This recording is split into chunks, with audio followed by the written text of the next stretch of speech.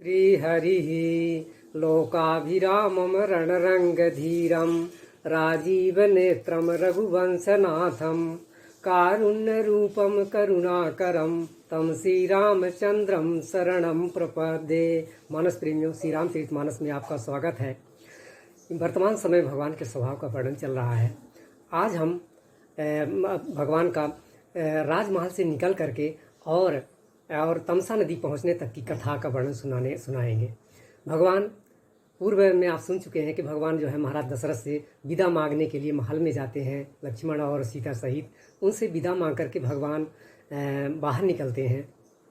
तब भगवान सबसे पहले भगवान निकल करके महल से गुरु वशिष्ठ जी के द्वारे पर जाकर के खड़े हो जाते हैं और भगवान लोगों की स्थिति लोगों की ओर देखते हैं। तो भगवान देखते हैं कि सब लोग जो है भगवान के विरह से जले जा रहे हैं। ये देख करके भगवान सबको बुलाते हैं और उनको जो है सुंदर वचन बोल कर मीठी वाणी से सबको समझाते हैं। भगवान तो वर्णन है कि निकसी वशिष्ठ द्वार भय ठाढ़े, देखी लोग विरह दब डाढ़े, कही प्रिय वचन सकल समुझाए, विप्रबिंद रघुवीर बोलाए।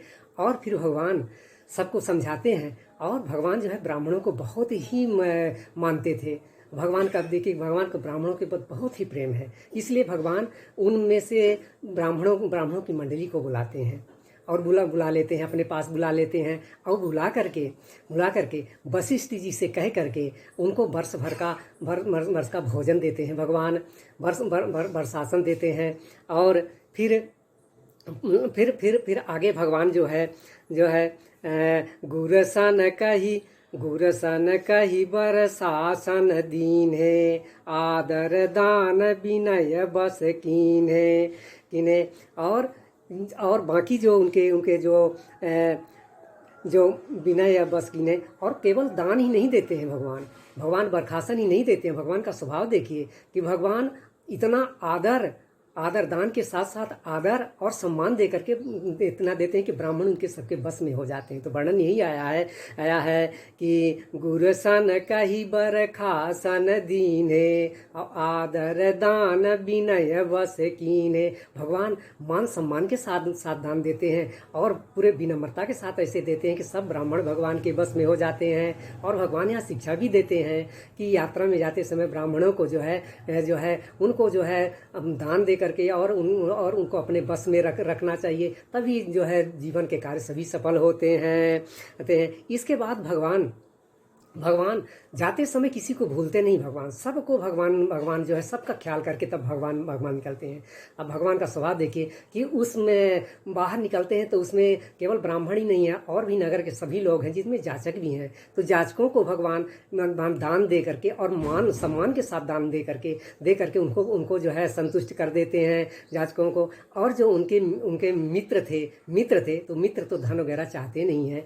मित्र जो है पवित्र प्रेम से जो है संतुष्ट होते हैं। इसलिए भगवान अपने मित्रों को अपने पवित्र प्रेम से उनको संतुष्ट किया। तो वर्णन है जाचक दान मान संतोषे, मीत पुनीत प्रेम परितोषे।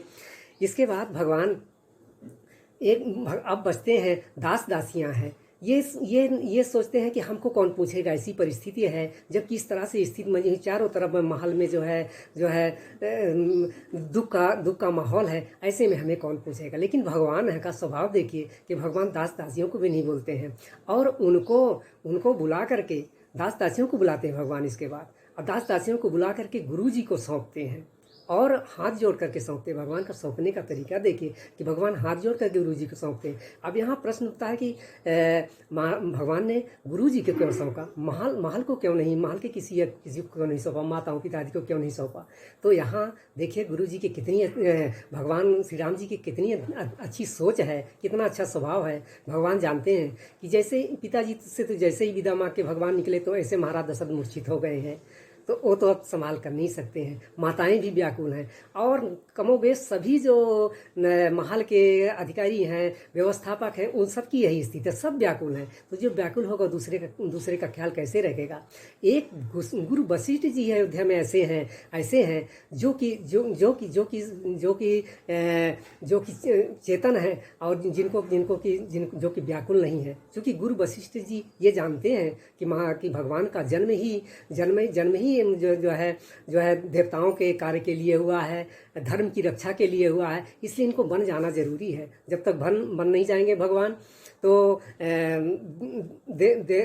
धर्म की स्थापना नहीं हो पाएगी, रावण आदि का विनाश नहीं हो पाएगा और इस तरह से धर्म की रक्षा नहीं हो पाएगी और संत मुनियों के यज्ञ की रक्षा नहीं होगी। तो इसलिए तो भगवान का वन गुरु वशिष्ठ जी अच्छी तरह से जानते हैं, इसलिए वो व्याकुल नहीं है। तो भगवान गुरु वशिष्ठ जी को इसीलिए सौंपते हैं कि जो होश में होगा वही दूसरे का भी ख्याल रखेगा। तो गुरु वशिष्ठ जी को समझ करके ये भगवान सब अपना दूर दृष्टि तक लगा कर भगवान ने दास दासियों को गुरु वशिष्ठ जी को सौंपते हैं और उनको विनय करके हाथ जोड़ करके उनको सौंपते हैं और कहते हैं कि आप इनकी सार संभार माता पिता की तरह करिएगा। इस तरह से भगवान जो है दास दासियों को पूरी तरह से इस तरह से गुरु जी के हाथों में सौंप करके तब फिर भगवान आगे फिर और लोगों को समझाते हैं। तो वर्णन है, दासी दास बोलाई बहोरी, गुरहि सौंपी बोले कर जोरी, सब कै सार संभार गोसाई, करबी जनक जननी की नाई।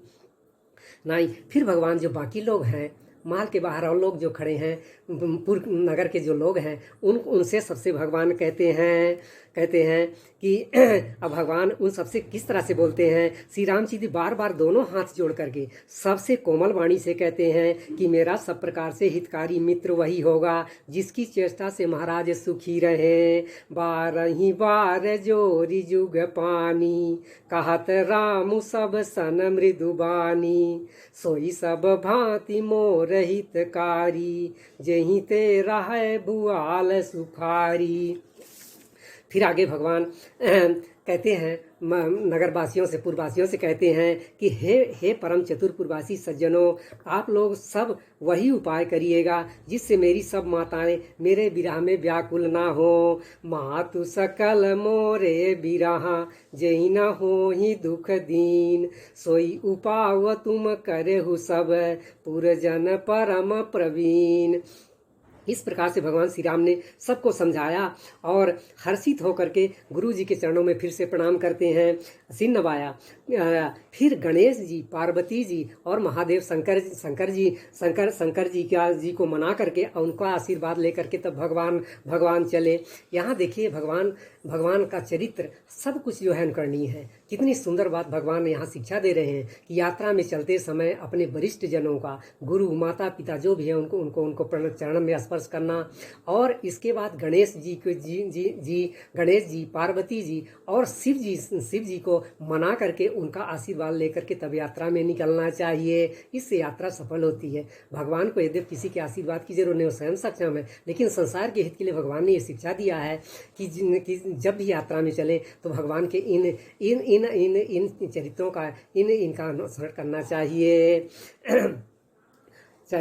श्री राम जी के चलते ही, जैसे ही श्री राम जी चलने को होते हैं तो यहाँ पूरे नगर में जो है कोलाहल मच जाता है, कोहराम मच जाता है। मचे भी क्यों ना, भगवान का इतना सुंदर स्वभाव है। भगवान जाते जाते भी सबका ख्याल करके जाते हैं भगवान, इसलिए जैसे ही भगवान निकलते हैं तो सब जो है चारों तरफ कोहराम मच जाता है। वर्णन है, राम चलत यति भयउ विषादु, सुनी न जाई पुर आरत नादु। और इधर अब थोड़ा सा गोसाई जी वर्णन करते हैं कि महाराज दशरथ जी जैसे ही राम जी आज्ञा लेकर के निकलते हैं तो महाराज मूर्छित हो जाते हैं। और यहाँ भगवान वशिष्ठ जी के द्वार में आकर के सबसे मिलते हैं, सबकी व्यवस्था बनाते हैं। तब तो इसमें समय लगता है। इतने में महाराज दशरथ की मूर्छा से जागते हैं। तो महाराज दशरथ जी सुमंत्र जी को देख करके बोलते हैं कि हे सुमंत्र जी, राम जी चले गए पर मेरे प्राण नहीं गए।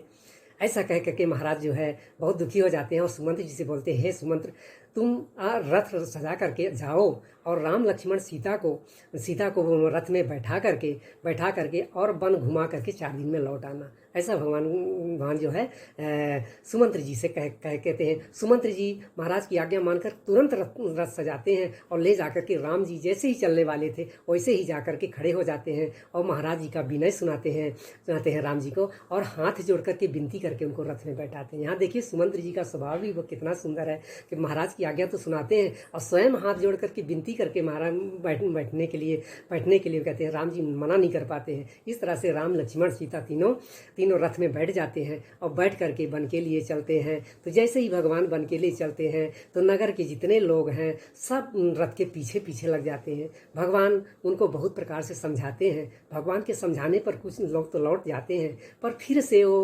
अवध की ओर देखते हैं तो उनको भयावनी लगती है, अयोध्या भयावनी आज लगती है और वो फिर से लौट जाते हैं। तो वर्णन आता है, चलत राम लखिया अवध अनाथा, बिकल लोग सब लागे साथा, कृपा सिंधु बहु विधि समुझावहीं, फिरहि प्रेम बस पुनि फिरिया वहीं।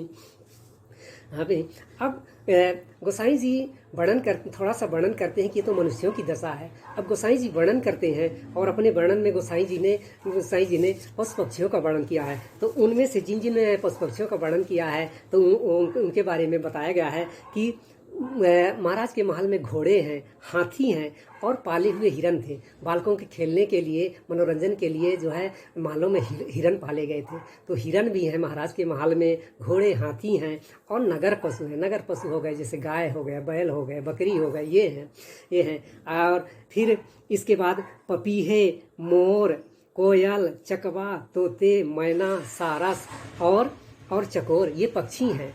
तो ये पक्षियों की स्थिति बताते हुए गोसाई जी कहते हैं कि ये जैसे ही राम जी चलते हैं तो ये ऐसे एक जगह खड़े हो जाते हैं, अपलक होकर निहारने लगते हैं जैसे चित्र बने गए हों। उनकी स्थिति ऐसी होगी जैसे चित्र बन गए हों।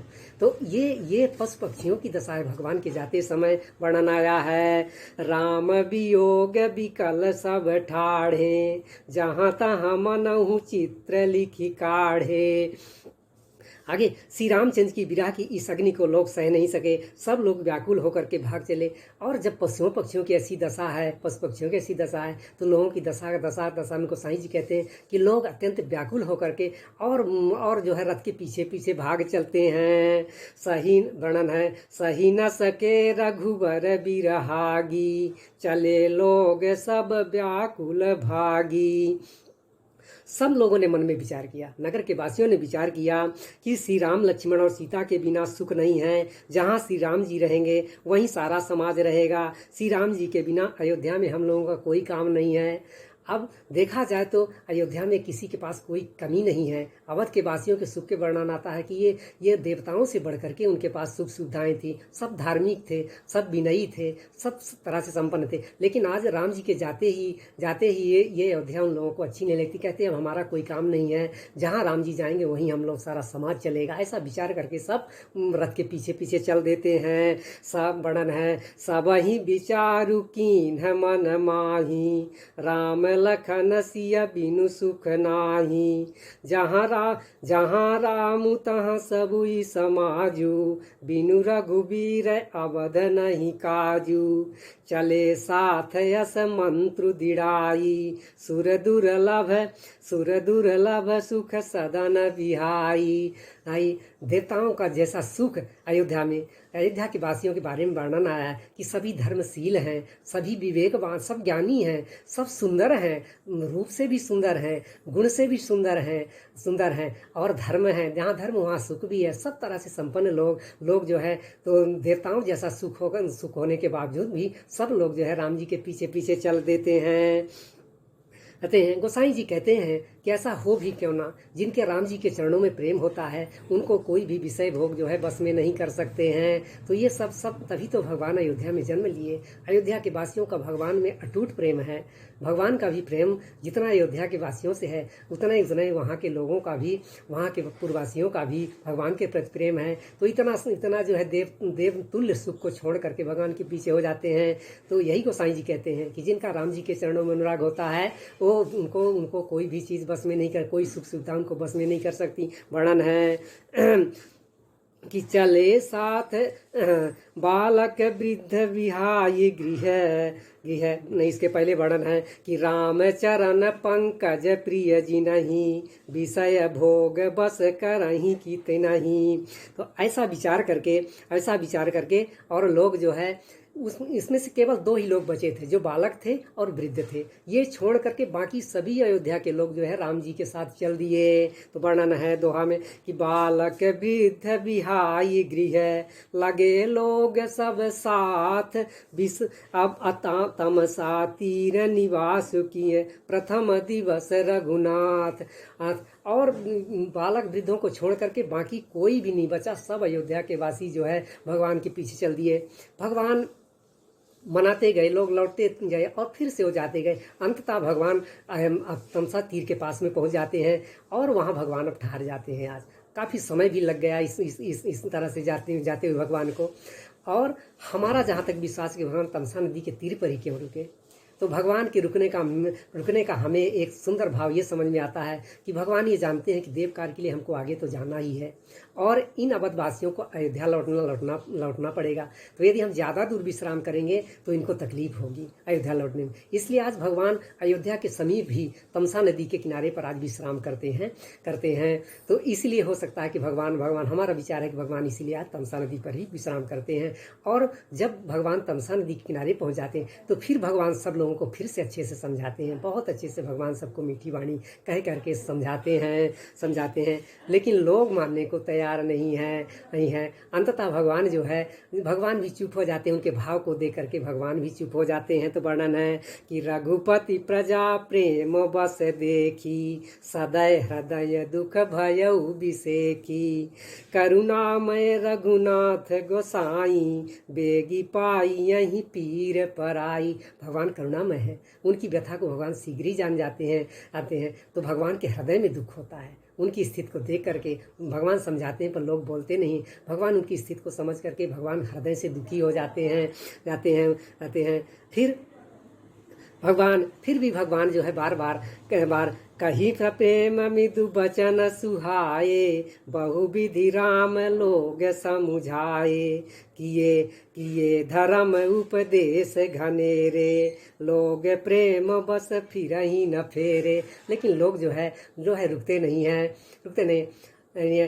अब आगे का वर्णन जो है थोड़ा बड़ा हो जाएगा, इसलिए हम अगले भाग में सुनाएंगे कि आज भगवान तमसा तीर में विश्राम करते हैं और भगवान जो है तमसा नदी से आगे कैसे निकलेंगे, कहाँ जाएंगे। अब आगे भगवान तमसा नदी से निकल करके भरद्वाज जी के आश्रम में पहुंचेंगे और फिर उसके आगे वाल्मीकि जी के आश्रम तक भगवान जाएंगे। तो वहाँ की कथा हम आगे भाग में सुनाएंगे और नगर वासियों की स्थिति का वर्णन भी हम अगले भाग में सुनाएंगे। नगर के वासी जो है तमसा नदी से निकल करके किस तरह से 14 वर्ष बिताते हैं, ये सारा वर्णन अगले भाग में सुनाया जाएगा। धन्यवाद।